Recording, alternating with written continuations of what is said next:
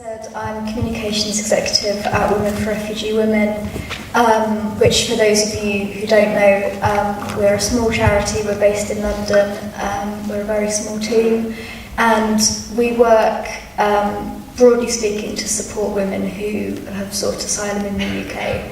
So we work at the grassroots. We run a group that Vivian also mentioned called Women Asylum Seekers Together, which is a weekly drop-in group where we offer English classes, there's a free lunch, we have yoga classes, but really as much as anything it's a time for the women to come together and make friends and support each other.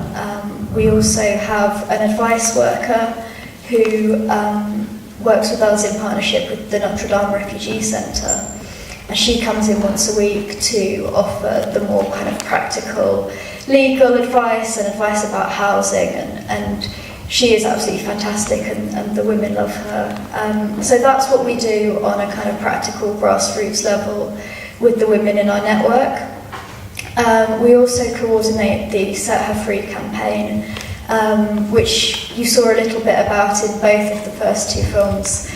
And Set Her Free is a campaign to end the detention of women who seek asylum in the UK. As you saw at the start of the first film, 2,000 asylum-seeking women every year are detained in the UK. Most of them are detained in Yarl's Wood, which has become quite notorious, particularly in recent years, for the way that women who are detained there are treated, for the conditions there.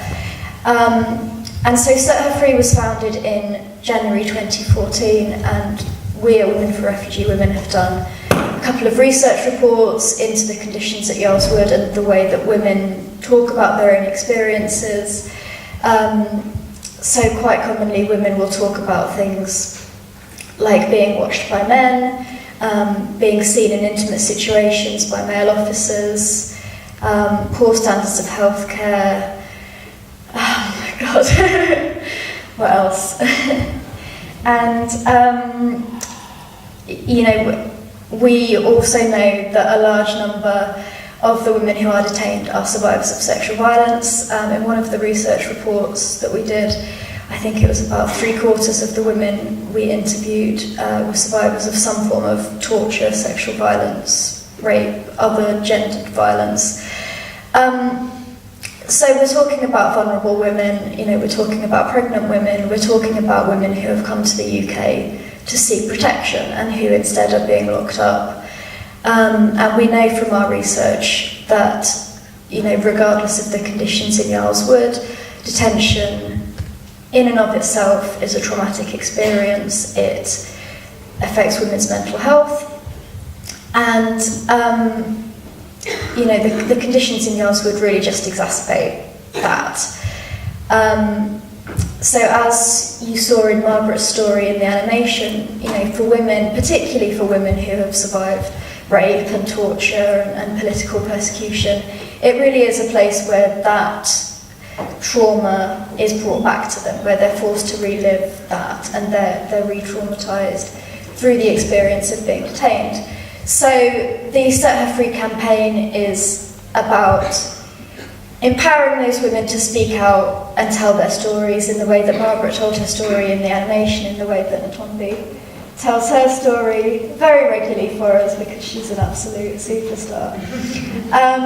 And so that's what it's all about, really, is empowering those women to tell their stories and to speak out. Earlier this year we did some work with pregnant women in detention, and I had the privilege of meeting some, you know, all the women I've met are amazing, but I met some really incredible pregnant women who had been detained, and, you know, we were able to share their stories with politicians, with the media, and the Home Office, the Home Office subsequently did bring in a time limit on the detention of pregnant women.